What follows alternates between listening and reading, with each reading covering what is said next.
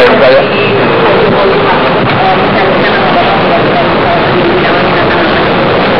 Ya, pertama saya bersyukur atas kepercayaan ini yang diberikan kepada saya dari pemerintah. Kemudian sekaligus ini merupakan satu tantangan yang harus saya lakukan ke depan, karena tugas ke depan ini mungkin akan lebih berat. Ya, kita akan tentu harus menyelesaikan permasalahan ini, dan saya akan koordinasikan dengan pimpinan KPK yang baru nanti. Termasuk juga yang tidak kalah penting adalah tugas-tugas rutin yang kita lakukan, jangan sampai terganggu. Jadi internal kita sudah sampaikan, bahkan kita terakhir rapat antar pimpinan di internal Polri, para pejabat eselon 1, ada komitmen dari seluruh pimpinan bahwa siapapun nanti yang ditunjuk dari Kapolri semua akan mendukung dan loyal terhadap semua persiapan di internal Kapolri.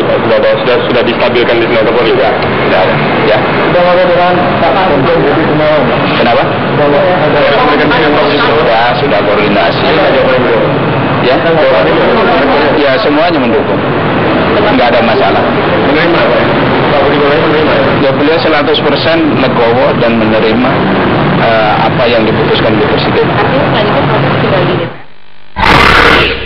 Baik, saya kembali ke Pak Agus Hermanto. Pak Agus, apakah memang juga kalau kelihatan Pak Agus raut wajahnya itu tenang sehingga seperti tidak akan mempermasalahkan dari keputusan Presiden ini? Apakah memang ini adalah bagian dari lobby yang sudah pernah dijalin ketika pimpinan DPR mendatangi Presiden waktu itu? Baik, kami sampaikan, memang kami pernah rapat konsultasi dengan Presiden, seluruh pimpinan DPR rapat konsultasi dengan Presiden. 3 agenda penting yang kami sampaikan di sana. Yang pertama kali adalah masalah Polri dan KPK, karena kedua lembaga ini betul-betul harus didukung seluruhnya, tidak boleh ada salah satu yang dikalahkan, sehingga dua-duanya ini harus kita dukung. KPK untuk pemberantasan korupsi, Polri untuk penegakan hukum, sehingga Presiden harus mengambil keputusan secepatnya untuk Kapolri, sehingga kita tidak interferensi masalah siapa namanya, namun keputusan itu harus secepatnya, karena kondisi tentunya sudah tidak kondusif. Yang kedua, itu masalah Freeport. Pada saat ini tentunya apabila Freeport itu akan ekspor untuk bahan baku yang masih mentah, itu ditengarai melanggar undang-undang Minerba. Baik, agar tidak melebar, Pak Agus harus membangun smelter. Oke, baik. Jadi beberapa poin ya. Tapi kalau soal yang Kapolri hanya waktu itu hanya. Jadi yang jelas itu, Pak. Sama yang ketiga masalah pemilu, dan tidak ada kaitannya dengan apa yang kita bicarakan, siapa orangnya dan lain sebagainya.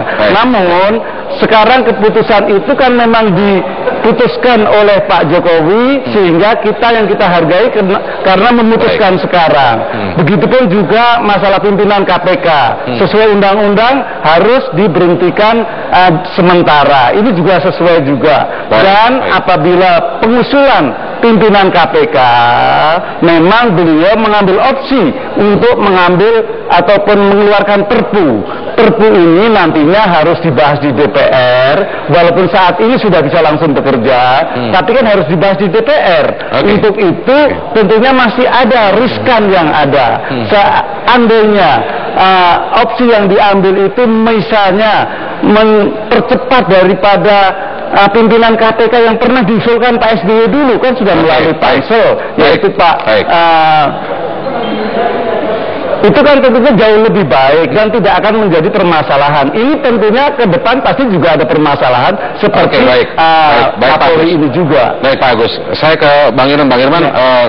Kalau misalnya ini seperti tadi yang dikatakan, DPR sendiri misalnya kemudian seperti Pak Agus tidak mempermasalahkan, tapi apakah secara aturan ketatanegaraan misalnya disebut tidak melanggar undang-undang dan DPR saya tidak mempermasalahkan, apakah secara aturan ketatanegaraan ini akan menjadi presiden yang tidak baik atau sebenarnya terserah DPR sebenarnya? Ya, Ya, jadi seperti ini. Prinsip negara kita adalah negara hukum, pasal 1 ayat 3. Dalam prinsip negara hukum itu adalah prinsip kepastian hukum. Ada jaminan kepastian hukum terhadap tatanan yang sudah kita sepakati bersama seperti itu. Jadi, keluar dari tatanan itu juga bisa dianggap melanggar prinsip negara hukum dan kepastian hukum. Dan inilah memang yang sistem yang sedang kita bangun sekarang. Kalau misalnya DPR kemudian masih seperti dulu-dulu lagi seperti itu, ya memang kalau kita bawa persoalan pada ruang politik, saya pun tidak berdaya biasanya melihat fenomena ketatanegaraan kita seperti ini. Tapi ini akan menjadi presiden buruk nanti ke depan karena perbedaan pendapat orang tidak bisa dilantik, ya. Karena apa? Karena ada muncul suara opini di publik pada sistem sudah berjalan. Kan kita membentuk negara ini karena kita percaya sama sistem, bahwa kalau di antara kita semua di luar sistem itu pasti kita berbeda pendapat. Maka kita memilih wakil kita di DPR, kita memilih presiden. Di dalam itu pun mereka berbeda pendapat di situ, berbeda pendapat. Tapi ketika perbedaan pendapat itu selesai dalam mengambil keputusan secara konstitusional, tidak bisa pakai alasan perbedaan pendapat. Nggak bisa dengan karena terjadi perbedaan pendapat di ruang publik seperti ini. Ini alasan yang tidak bisa dipertanggungjawabkan. Harus membuat alasan yang bisa dipertanggungjawabkan oleh presiden nanti di DPR sana, karena kondisi seperti ini sudah memberikan kedudukan hukum bagi DPR untuk kemudian dia melakukan hak menyatakan pendapat. Tidak perlu lagi dia menggunakan interpelasi, angket dan lain sebagainya. Barangnya itu sudah jelas ini. Bagaimana Bang Gigi? Sebagai penutup. Problemnya begini, itu kalau negaranya sudah baik. Kalau logikanya Irman tadi saya gunakan, tidak akan ada proses 98. Reformasi 98 itu adalah karena kita semua ini nabrak aturan hukum, gitu. Kalau tidak akan ada perubahan. Bangsa ini masih memerlukan perubahan-perubahan karena hukum masih, tafsir hukum itu kalau rezimnya kuat, tafsir monopolistik. Tapi kalau rezimnya lemah, itu segala macam pertarungan tafsir di situ. Itu satu ya. Yang terakhir, catatan saya, ini pelajaran penting untuk kita semua ya, meskipun mahal sekali gitu. Nggak boleh ada tadi, Mabes Polri mendukung penetapan ini, polisi sebagai aparat tadi maksudnya. Iya, dan suara publik semua atau statement bahwa Mabes Polri mendukung, nggak boleh. Mau ditetapkan Pak Badrodin, semua harus tunduk. Mau Pak Budi Gunawan yang dijadikan Kapolri, harus tunduk Mabesnya. Nggak boleh lalu sendiri-sendiri orang melakukan itu gitu. Nah, ke depan harus ditata gitu ya. Masing-masing kelembagaan harus tahu porsinya. Kalau sekarang Kompolnas ini saya lihat juga bermain, sehingga banyak parti kemudian mendekati Kompolnas supaya dapat dukungan politik karena dia bisa maju jadi calon gitu. Ini merusak sistem gitu. Baik, kita akan lihat ke depannya nanti seperti apa proses di DPR, karena DPR sendiri juga masih reses. Semoga jadi itu konstitusi tetap harus kita menjadikan pegangan. Kita tidak boleh hidup dan perasaan-perasaan kita di situ mengelola negara ini. Kita percaya sama sistem yang kita sudah sepakati. Sistem atau sistem. Baik, terima kasih Bang Irman, Bang Gigi, dan juga Pak Agus Hermanto yang bergabung dari luar studio. Terima kasih bersama kami di Prime Time News.